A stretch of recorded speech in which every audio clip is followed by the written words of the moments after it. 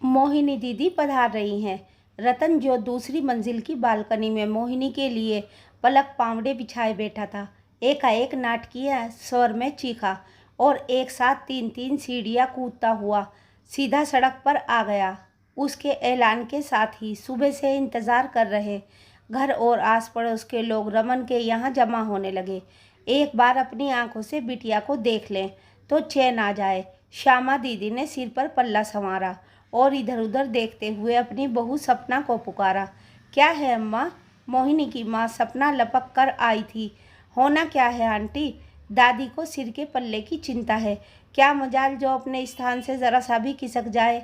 आपस में बतियाती खिलखिलाती मोहिनी की सहेलियों ऋचा और रीमा ने व्यंग किया था। आग लगे मुँह नए ज़माने को, शर्म नहीं आती अपनी पोशाक देखकर। ने गला, ने बाहें, ने पल्ला, ने दुपट्टा, और चली हैं दादी की हंसी उड़ाने। ऋचा और रीमा की आंखों से ही घुड़क दिया। वे दोनों चुपचाप दूसरे कमरे में चली गई। लगभग 2 साल पहले सपना ने अपने पति रामेश्वर बाबू को एक दुर्घटना में गंवा दिया था। श्यामा दीदी ने अपना बेटा खोया था और परिवार ने अपना कर्णधार। दर्द की इस साझी विरासत ने परिवार को एक सूत्र में बांध दिया था। चाय नाश्ते का पूरा प्रबंध है या नहीं, पहली बार ससुराल से लौट रही है हमारी मोहिनी। और हाँ, बेटी की नज़र उतारने का प्रबंध ज़रूर कर लेना, दादी ने लाड जताते हुए कहा था। सब प्रबंध है अम्मा, आप तो सचमुच हाथ पैर फुला देती हैं। नज़र आदि कोरा अंधविश्वास है, पंडितों की साजिश है। सपना अनचाहे ही झल्ला गई थी। बुरा मानने जैसा तो कुछ कहा नहीं मैंने, क्या करूँ, ज़बान है फिसल जाती है, नहीं तो मैं कौन होती हूँ टांग अड़ाने वाली।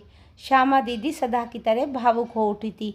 अब तुम दोनों झगड़ने मत लगना, शुक्र मनाओ कि सब कुछ शांति से निमट गया, नहीं तो न जाने क्या होता। मोहिनी के बड़े भाई रमन ने बीच बचाव किया तो उसकी माँ सपना और दादी श्यामा तो चुप हो गई, पर उसके मन में बवंडर सा उठने लगा। क्या होता यदि मोहिनी के विवाह के दिन ऊँट दूसरी करवट बैठ जाता। वह तो अपनी सुध-बुद्धि खो बैठा था। उसकी यादों में तो आज भी सब कुछ वैसा ही ताज़ा था। भैया, ओ भैया, कहाँ हो तुम? रतन इतनी तीव्रता से दौड़ता हुआ घर में घुसा था कि सभी भौचक्के रह गए थे। वह आंगन में पड़ी कुर्सी पर निढाल होकर गिरा था और हाँफने लगा था। क्या हुआ? बाल संवारती हुई अम्मा कंघी हाथ में लिए दौड़ी आई थी। रमन दहेज के सामान को करीने से संदूक में लगवा रहा था। उसने रमन के स्वर को सुनकर भी अनसुना कर दिया था। शादी का घर मेहमानों से भरा हुआ था। सभी जयमाला की रस्म के लिए सज संवर रहे थे। सपना और रतन के बीच होने वाली बातचीत को सुनने के लिए सभी बेचैन हो उठे थे, पर रतन के मुख से कुछ निकले तब ने। उसकी आंखों से अनवरत आंसू बह रहे थे। अरे कुछ तो बोल, हुआ क्या? किसी ने पीटा है क्या? हाय राम, इसकी कनपटी से तो खून बह रहा है। सपना घबराकर खून रोकने का प्रयास करने लगी थी। सभी मेहमान आंगन में आ खड़े हुए थे। श्यामा दादी दौड़कर पानी लेने आ गई थी। घाव धोकर मरहम पट्टी की, रतन को पानी पिलाया तो उसकी जान में जान आई। मेरी छोड़ो अम्मा, रतन भैया को बुलाओ, वहाँ मेरी झोल में मारपीट हो गई है। नशे में धुत बराती अनाप शनाप बक रहे थे। सपना रमन को बुलाती, उससे पहले ही रतन के प्रलाप को सुनकर रमन दौड़ा आया था। रतन ने विस्तार से सब बताया तो वह दंग रह गया था। वह तेजी से मेरी झोल की ओर लपका था। उसके मित्र प्रभाकर, सुनील और अनिल भी उसके साथ थे। रमन मेरी झोल पहुंचा तो वहां कोहराम मचा हुआ था। करीने से सजी कुर्सियां मेज़ें उल्टी पड़ी थी, आधी से अधिक कुर्सियां टूटी पड़ी थी। यह सब क्या है? यहाँ क्या हो गया नरेंद्र? उसने अपने चचेरे भाई से पूछा था।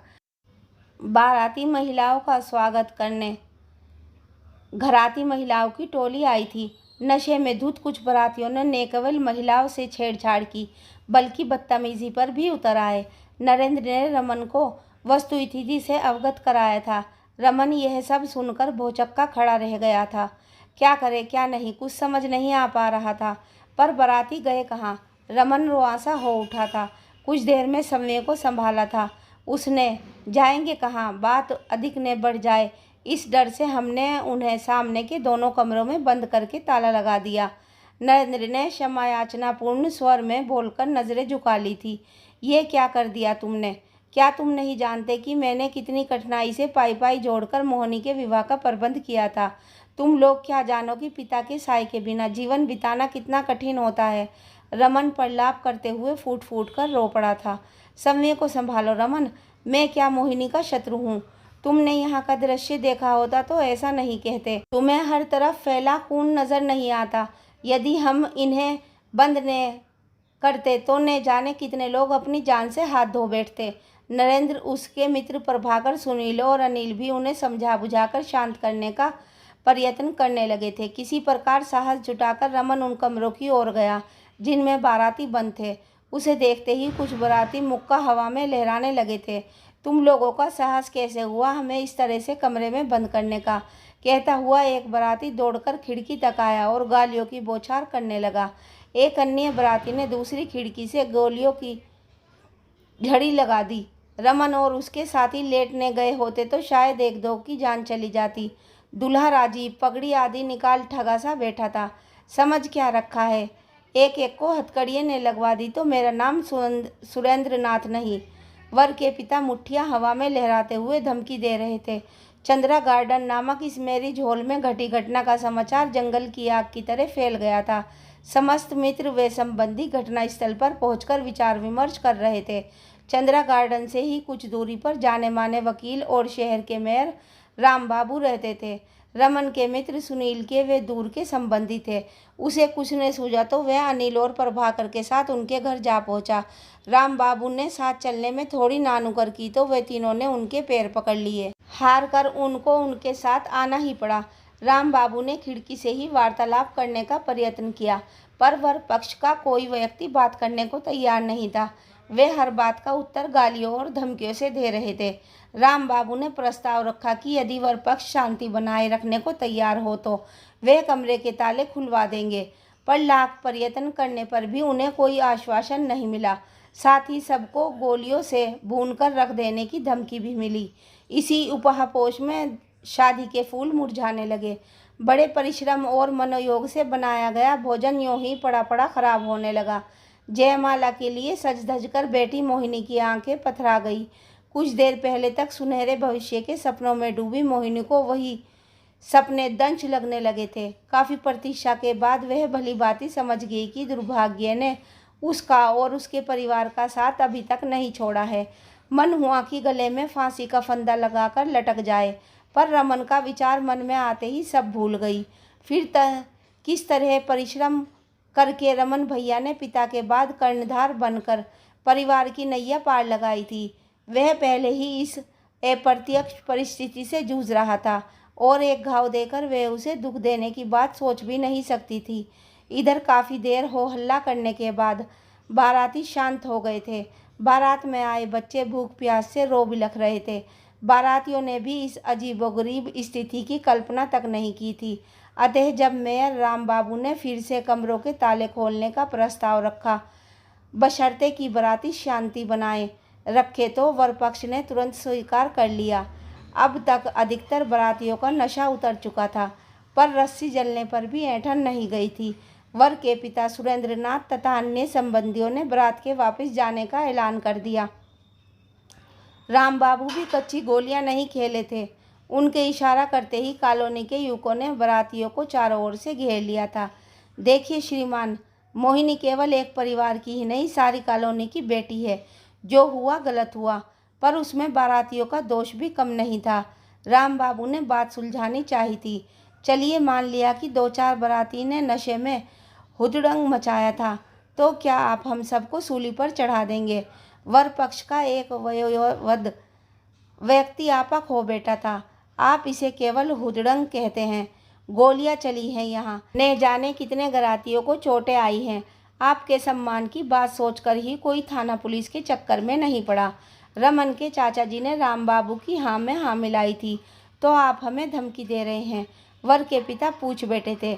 धमकी क्यों देने लगे भला? हम तो केवल ये समझाना चाह रहे हैं कि आप बारात लौटा ले गए तो आपकी कीर्ति तो बढ़ने से रही। जो लोग आपको उकसा रहे हैं पीठ पीछे खिल्ली उड़ाएंगे।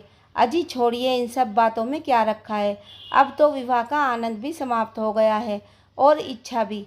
लड़के के पिता सुरेंद्रनाथ बोले थे। आप हाँ तो कहिए, विवाह तो कभी भी हो सकता है, राम बाबू ने पुनः समझाया था। काफ़ी नानुगर के बाद वर पक्ष ने विवाह के लिए सहमति दी थी।